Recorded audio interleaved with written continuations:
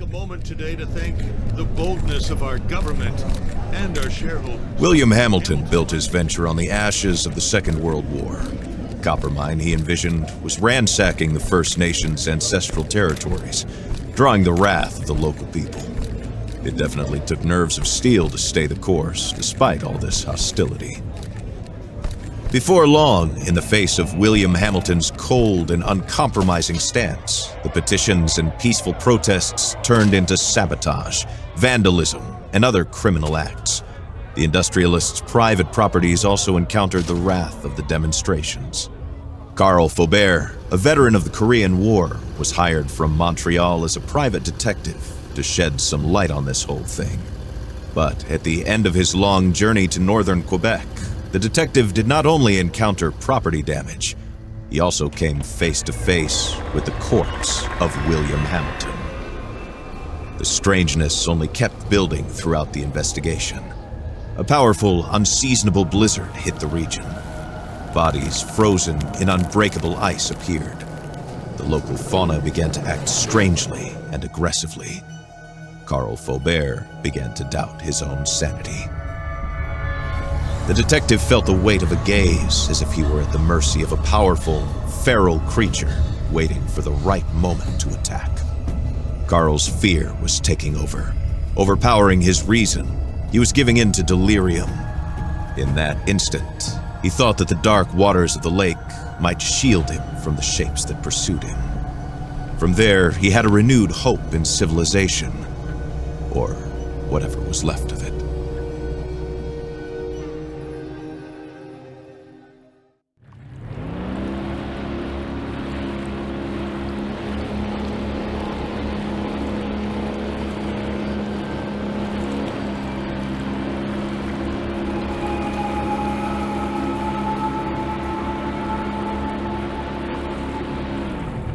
Carl knew that on one of these shores stood William Hamilton's lavish mansion, and there the detective had hopes of finding a way out of the area. A phone, a truck, who knows? Under the luxurious paneling and damask carpets, he might be able to find answers to his questions.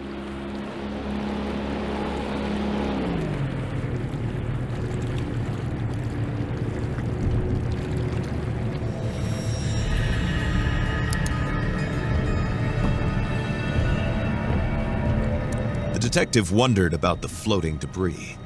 Had it drifted out from the shore, or had it been abandoned there in the middle of nowhere?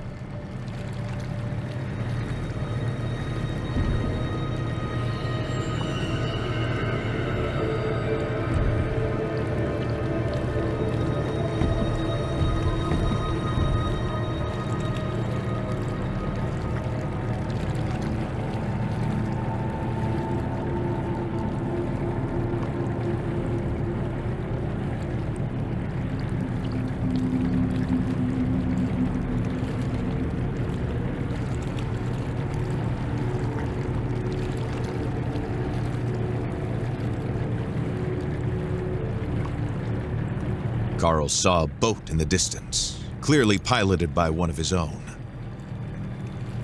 Had he finally made it to civilization?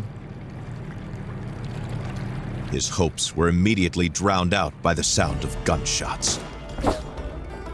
Time to flee again, and fast.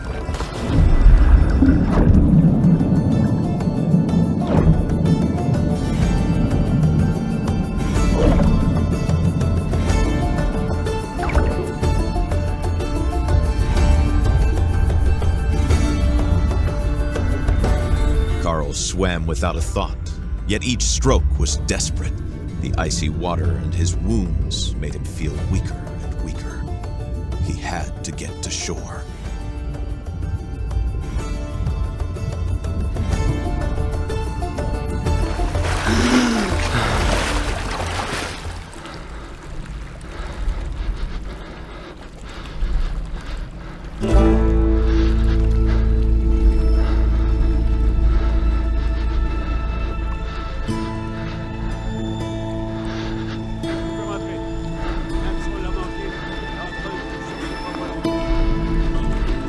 Bleeding and the hypothermia were tearing at Carl's poor body.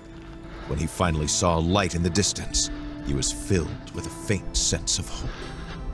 Could it be a refuge?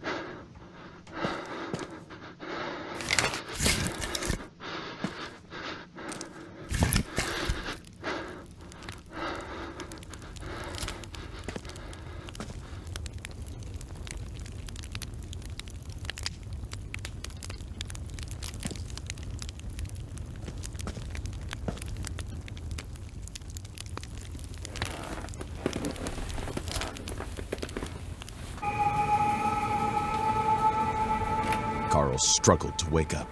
His makeshift bandages offered him little time.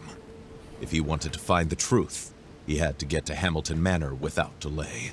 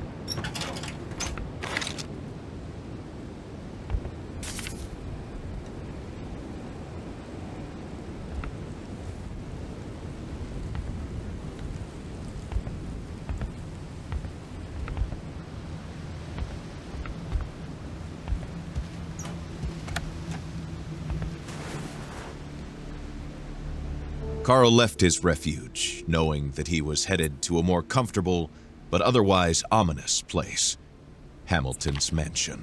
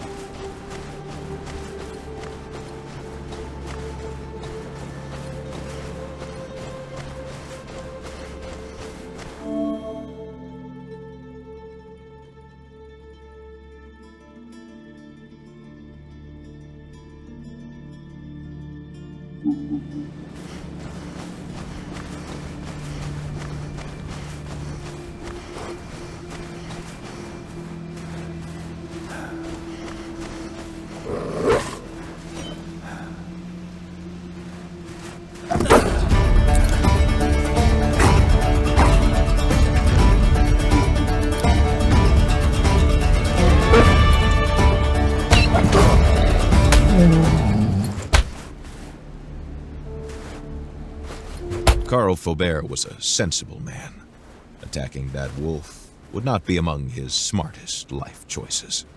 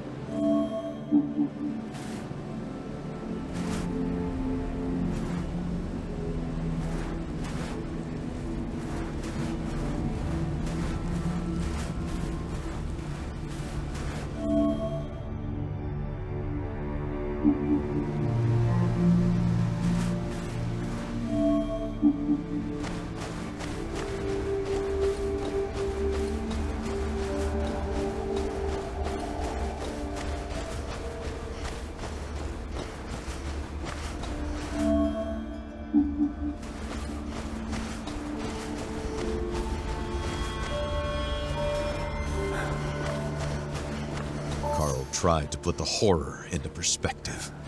Accidents happen, and in the inhospitable far north, it happens more often than not. Nevertheless, a feeling of déjà vu stayed with him, as if the carnage was not over.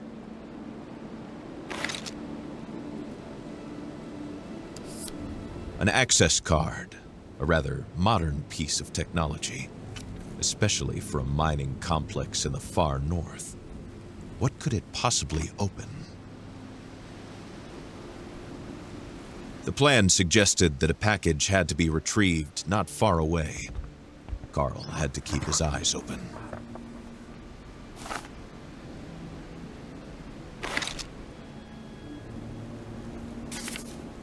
What were these mysterious fragments? And why was there a warning about the broom? This letter raised more questions than it answered for the detective.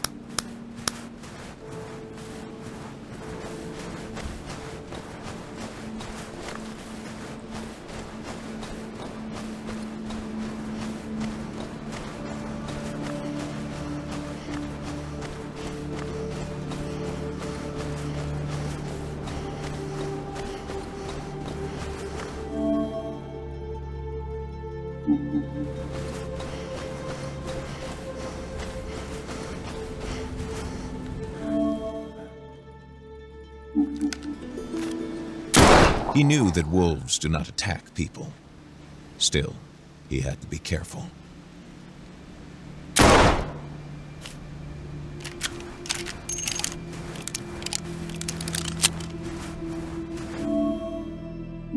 They say that wolves don't attack humans.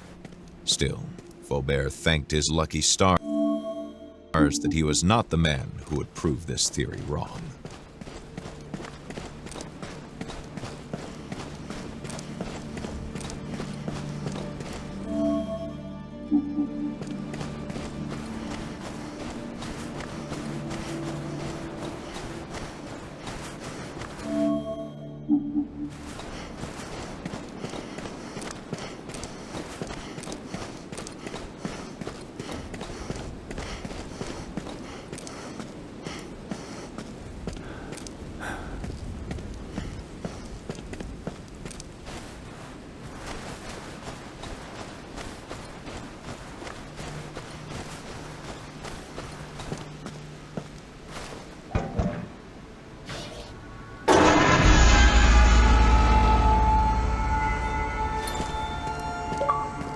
This was the mansion of the late William Hamilton.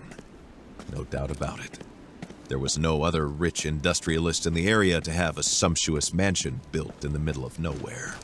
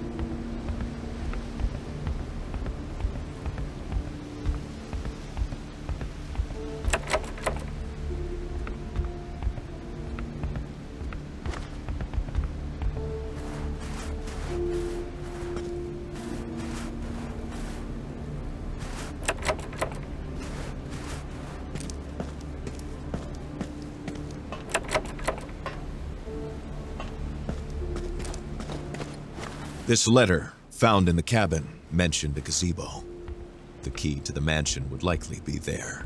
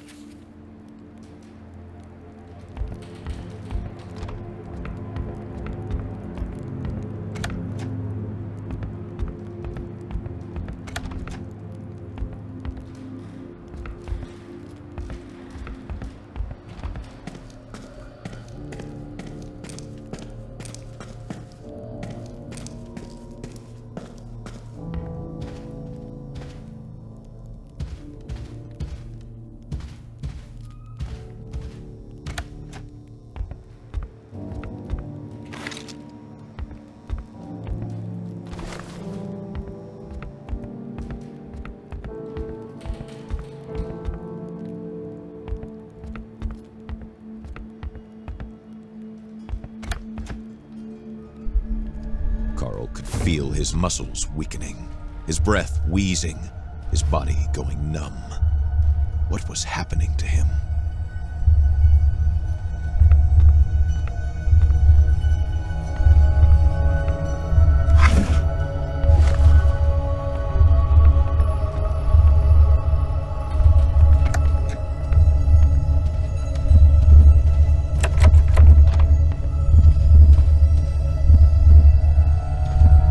Was rocking. The walls seemed to be running from Carl's hands as he tried to steady himself. Something was not right. Carl's thoughts were twisting in his head, making him dizzy.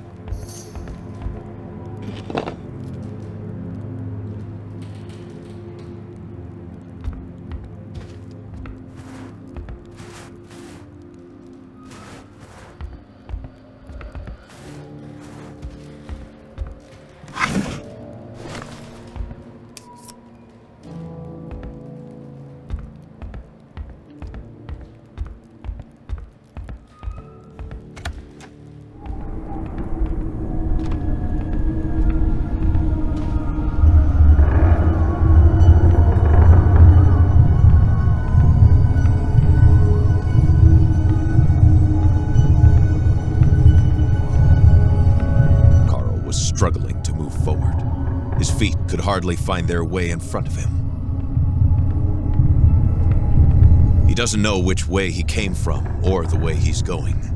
Everything seems to be going in a circle, a spiral carrying him. He doesn't know where or how.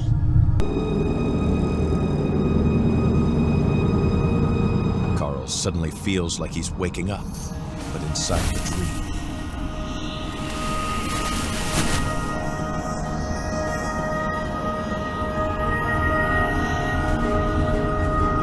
Cold hits him suddenly, like a bucket of freezing water. Had he completely lost it? Or was he supposed to accept the manor's strange architecture, suddenly leading him to the middle of nowhere?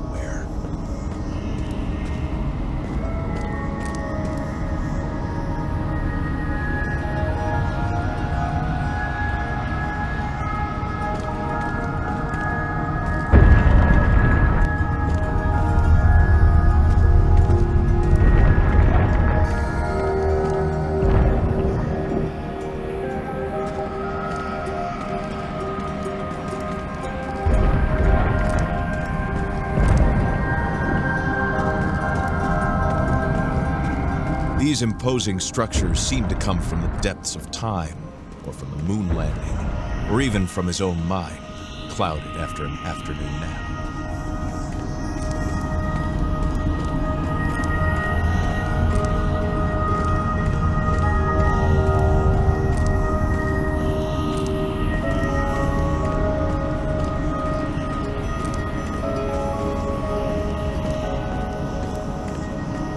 detective had no idea how it worked, but the stone seemed to slide on the rails smoothly as soon as the totem pole was rotated.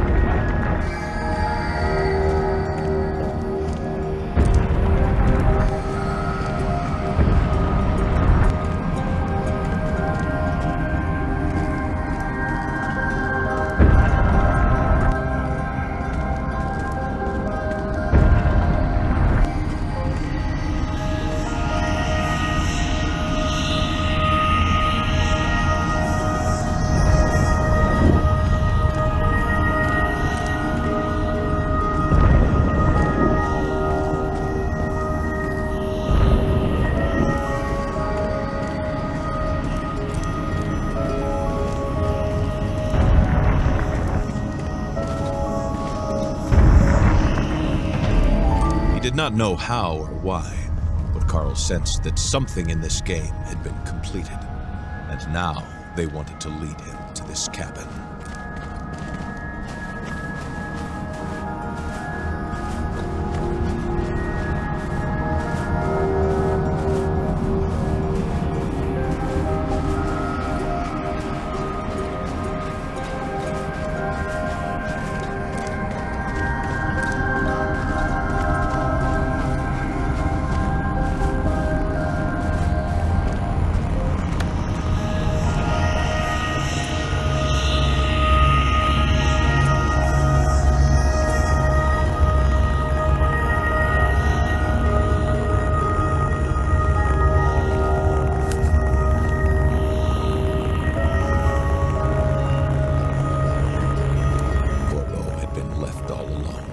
Abandoned to his fate. There was no longer anyone to rescue him from the torrent of hatred that swept away his heart.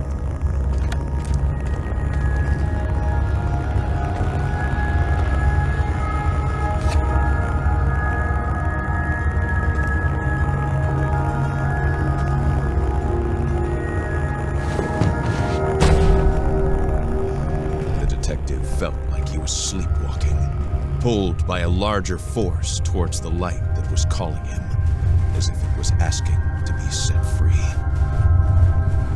The stone that resonated in the room must have been one of the fragments HMC had been seeking.